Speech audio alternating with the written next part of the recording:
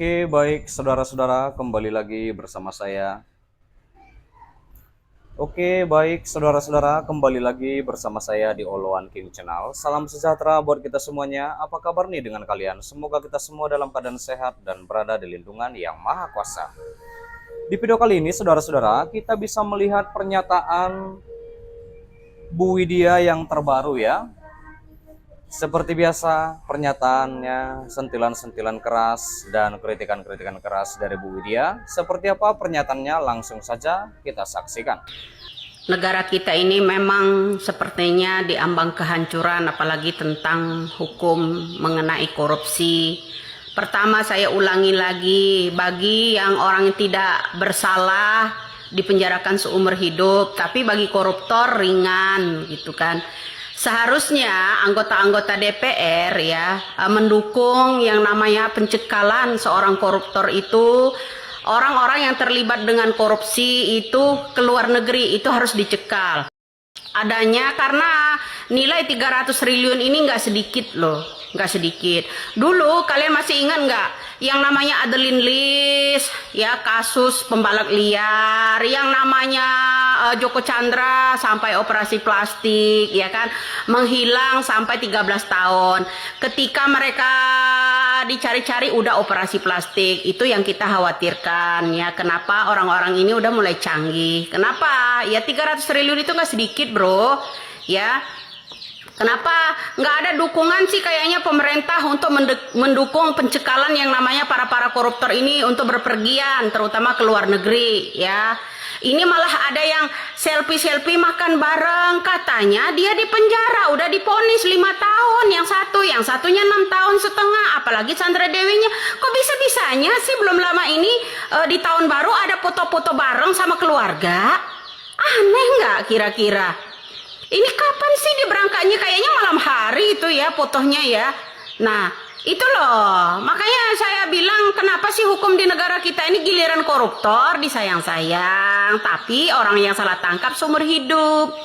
Nah, hukum untuk orang oknum institusi ini ya, hukum untuk institusi kepolisian ini, oknum-oknumnya ini kebal hukum gitu kan.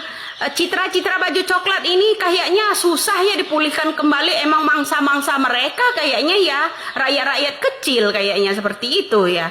Cari makannya agar cepat kaya itu mangsa-mangsa mereka tuh peras Iya, orang itulah kecil. dia pernyataan dari Bu Widya. Ya kan? Saudara-saudara, kita sudah mendengarkannya. Bagaimana nih menurut tanggapan kalian? Silahkan tinggalkan di kolom komentar ya. Sebentar, jangan di skip dulu.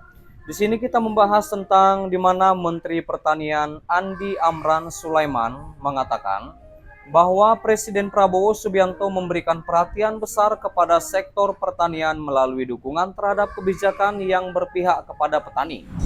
Presiden memberikan berbagai stimulus untuk memastikan kebutuhan petani terpenuhi, termasuk dalam penyederhanaan skema penebusan pupuk subsidi dan alokasi yang lebih terencana. Itulah kata Menhan dalam keterangan di Jakarta pada 5 Januari 2025. Nah, lalu saudara-saudara, Mentan juga mengatakan bahwa pemerintah mencatat sejarah baru dengan keberhasilan menyalurkan pupuk subsidi tepat waktu pada 1 Januari 2025. Dia mengatakan antusiasme petani di seluruh Indonesia begitu tinggi menyambut kebijakan yang selama ini dinanti-nantikan. Penyaluran yang biasanya mengalami keterlambatan dan berbagai kendala ini berhasil berjalan sesuai jadwal. Keberhasilan ini tidak terlepas dari komitmen dan perhatian besar Presiden Prabowo Subianto terhadap sektor pertanian. Lanjut Mentan lagi ya. Nah, di mana menurut beliau yaitu Mentan, penyaluran pupuk bersubsidi yang tepat waktu ini menjadi tonggak penting dalam meningkatkan produktivitas petani nasional guna mewujudkan swasembada pangan. Pada tahun 2025, skema penebusan pupuk subsidi telah disederhanakan untuk memastikan distribusi lebih efisien dan transparan, saudara-saudara.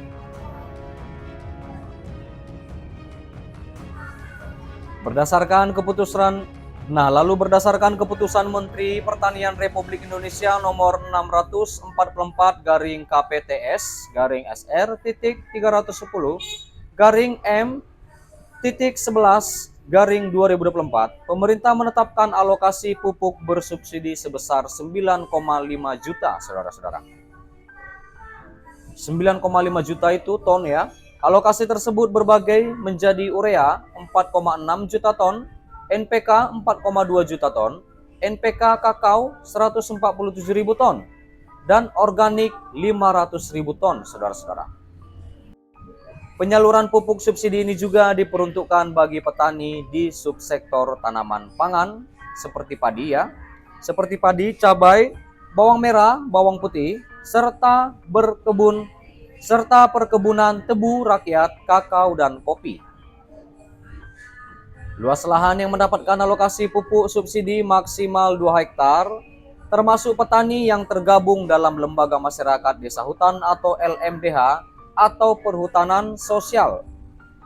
Mulai 1 Januari 2025, petani ini di seluruh Indonesia sudah dapat menebus pupuk subsidi dengan harga terjangkau di kios-kios resmi. Data dari PT Pupuk Indonesia menunjukkan peningkatan signifikan dalam penyerapan pupuk pada masa tanam kali ini, saudara-saudara. Iya. Pemerintah optimistis dengan distribusi yang lebih tepat sasaran dan penyaluran yang tepat waktu. Produktivitas pertanian nasional akan meningkat secara signifikan. Ini bukan hanya tentang pupuk, tetapi tentang masa depan ketahanan pangan Indonesia. Ini bukan hanya tentang pupuk, tetapi tentang dengan pupuk yang tersedia tepat waktu, petani dapat memulai musim tanam dengan keyakinan penuh. Lanjut Amran ya, saudara-saudara.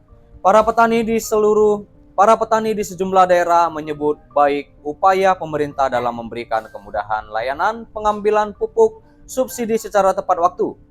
Ridwan mengatakan, petani di Jogja mengatakan bahwa pengambilan pupuk saat ini jauh lebih mudah karena tidak perlu lagi menggunakan kartu tani. Tanggal 1 Januari 2025, saya sudah bisa melakukan penebusan pupuk bersubsidi cukup dengan menggunakan KTP tanpa ada kendala sama sekali. Iya, baik saudara-saudara, sampai di sini dulu pertemuan kita berita terkini yang bisa aku sampaikan, di mana kita sudah mendengarkan pernyataan terbaru dari Bu Widya. Seperti apa tanggapan kalian? Silahkan tinggalkan di kolom komentar ya. Dan juga kita membahas Mentan beberkan perhatian Presiden Prabowo Subianto pada sektor pertanian. Dan terima kasih juga buat saudara-saudara yang sudah menonton, yang sudah support aku, terima kasih. Jangan lupa di like, berikan komentar kalian di bawah, dan please share video ini dan subscribe dan nyalakan loncengnya. Terima kasih.